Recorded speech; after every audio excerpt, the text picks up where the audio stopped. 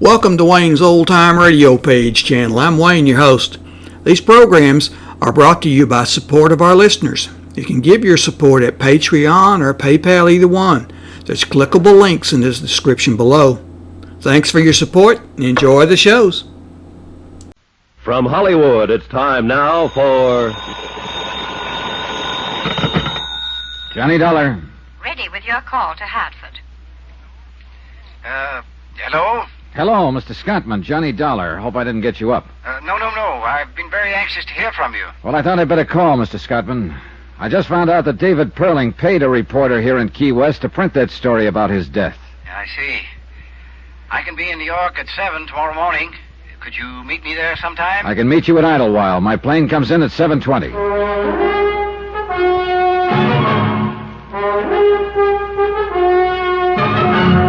Tonight and every weekday night, Bob Bailey in the transcribed adventures of the man with the action-packed expense account, America's fabulous freelance insurance investigator. Yours truly, Johnny Dollar.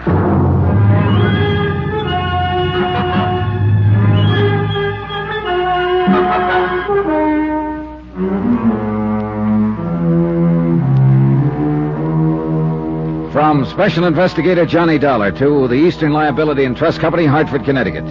The following is an accounting of expenditures during my investigation of the Perling matter.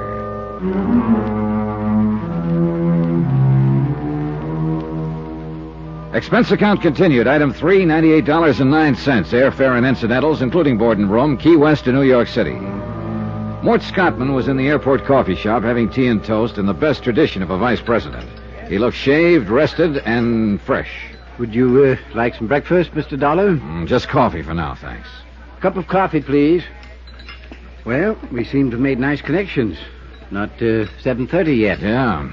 Mr. Scotman, the reporter in Key West who printed that story about David Perling was paid $100 in cash to do it.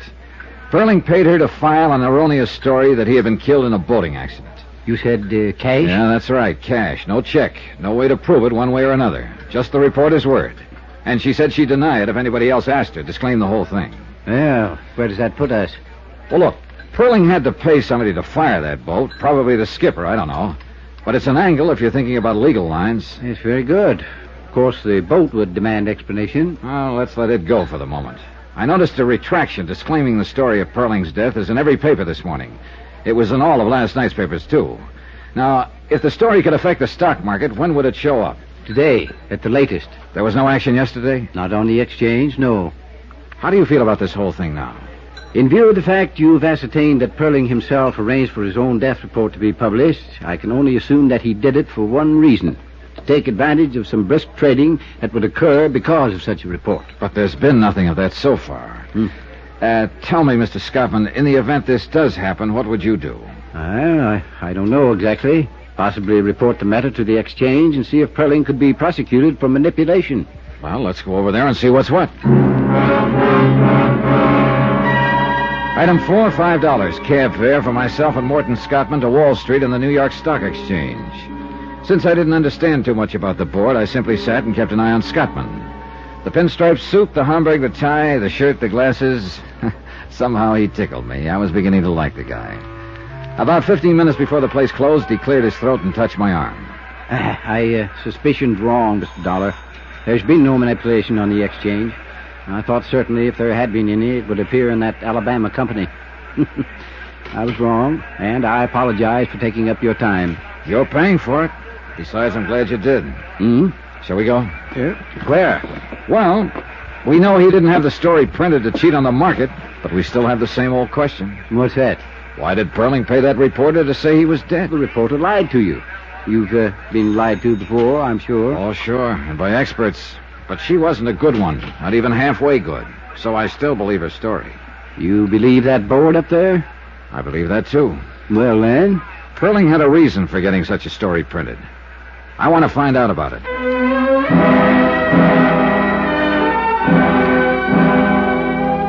Expense account item 5, $4. Lunch for Morton Scotman and myself.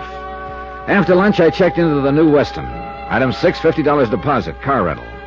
A phone call to the offices of David Perling gave me the information that Mr. Perling was at his home on Long Island. I drove out there.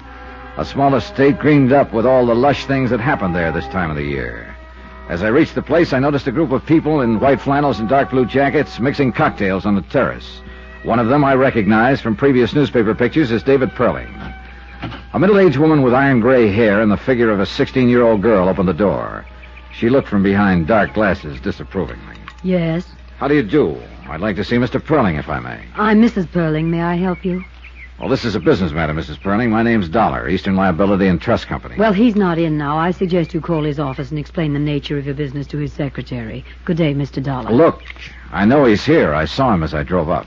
You're both impertinent and rude. I'm sure he'll see me if you give him my name and tell him I just came back from Key West and that I had a long talk with a newspaper reporter down there. Since you saw so much as you drove up, you might have noticed that we're entertaining guests, Mr. Dollar. Oh, I noticed that. Wait here. I stood there a moment on the wide colonial porch and wondered what made me such a social outcast. A man who was tending the grounds walked by and turned on the sprinkling system. He waved at me, and I waved back. I felt better. On the terrace, I could hear the tinkle of glasses and a little laughter now and then. Finally, David Perling showed up. He was a tall man with a hairline that started about an inch above the heaviest eyebrows I've ever seen. Two-tone shoes, white flannels, and a Mexican sports shirt fitted in with the broad shoulders and wide-mouthed grin that came off just briefly when he looked at me. My wife told me to throw you out. Can you think of any reason why I shouldn't? I'm about 10 pounds lighter than you, but I might be a good 15 years younger. Tell me what you want, kiddo, and then get out of here. I want you to tell me why you paid Gracie Edwards $100 to print a story about you being dead. Who are you, anyway? Johnny Dollar, insurance investigator. What's all this to you? An investigation. There's no way you can prove I paid that girl to print that story. I know that. I was telling a friend of mine today that something probably could be proved about the boat, if it had to be. Then the reporter thing had come out. I don't know. You see, Eastern Liability had an idea that you might have had that story printed to cause a little action on the stock market. Who at Eastern Liability? I'll keep that to myself. Well, doesn't make any difference anyhow. They're way off base. Or can't you figure that part? That's why I'm here. I figured that part. Suppose I told you I don't know what you're talking about. I'd ask you all over again. Tell you about a reporter and a boat. Dollar, you've gone this far, and it's probably as far as you're going. I'm not going to tell you anything. At least anything specific. I will tell you this much. I paid the reporter in cash. I paid the boatman the same way. Whatever reason I had, it was a good one. Meant to harm no one. You're sure about that, Mr. Perling? As sure as I'm going inside right now and mix another batch of martinis. For the second time in a matter of minutes, I was standing on a porch feeling like Typhoid Mary. Somehow I halfway believed David Perling. I also halfway believed that whatever reason he had meant something to me. All halfway thinking. If you want to be left alone, you don't slam a door once or even twice. You invite the asker of the question in, give him a drink, introduce him to your friends, slap him on the back, and lie through your teeth. You don't tell a man to leave, because that's the best way in the world to make him keep coming. So I waved at the friendly gardener once more, climbed into my rented car, drove back to the New Weston, and sat down with a magazine. Johnny Dollar. This is Celia Perling, Mr. Dollar. Hello, Mrs. Perling.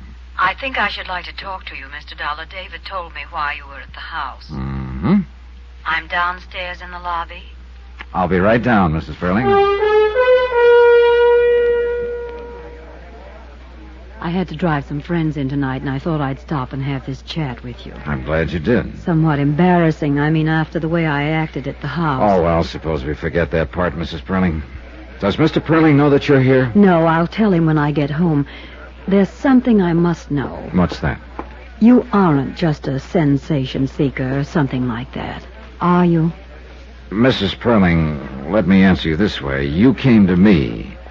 How you found me, I don't know, but you did. You also found out I'm a legitimate investigator interested in facts, am I right? David called a friend of his with the Allied Bureau, and they told him you were an insurance investigator. And they also told you that when I work a case in New York, I generally stay at the New Weston. Is that about it?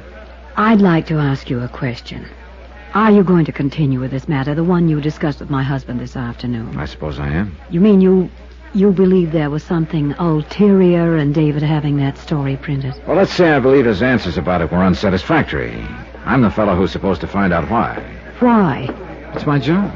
I can assure you there wasn't anything wrong about it at all. It was a rather personal matter and certainly could harm no one. I'm glad to hear that. I heard it once before, though. Your husband said it to me today in practically the same words. Would you like to buy me a drink? Sure, come on.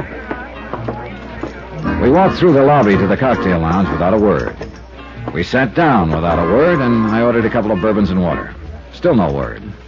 All around us, people poured drinks, laughed, and talked. I glanced at Mrs. Perling from time to time and wore the blankest expression I knew how. Finally, it worked. She began in a small voice.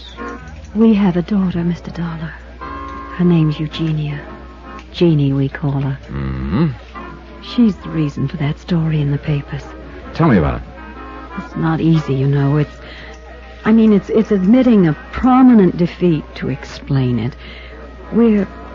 David and myself are considered quite capable people. Capable at most everything. Business, home. Capable of everything except raising a child into a woman. I'd rather not go into the faults that we have, Mr. Dollar. No need to. Are they that obvious? Oh, I didn't mean that. I just mean it seems painful for you to even discuss this. I'll say it this way. We've had too much money and too little time to put it on Jeannie. Now we're suffering for it. How do you mean? Jeannie got sick and tired of being alone and unattended and not understood. She left home a year ago, and we haven't seen her or heard from her since. She left a note saying that we never would. I suppose we deserve it. Well, I wouldn't try to judge that. We have no idea where she is, what she's doing, even if she's with someone. We just know she's gone. It's really quite ridiculous. Now that Jeannie's gone, we know how much we wanted her around. What about the police? Well, we didn't go to the police. I think you can understand why. I mean the publicity. Who did you go to? The Aimwell agency. They've been working on it. Oh, yeah, I've heard of them. Any luck? Not a sign of her. Do you understand now? Well, I don't understand everything. I'm sorry she's missing. But about the story in the paper... Well, Davy arranged that. I mean that his death would be reported. It was a crazy thing to do, I suppose, but we've tried everything else. He thought that if he were reported dead, Jeannie, wherever she would see the story and possibly contact me. You see, it's unbearable knowing she's alive somewhere, hating us this way. We wanted another chance. No luck? No luck. Not a word. Not a word.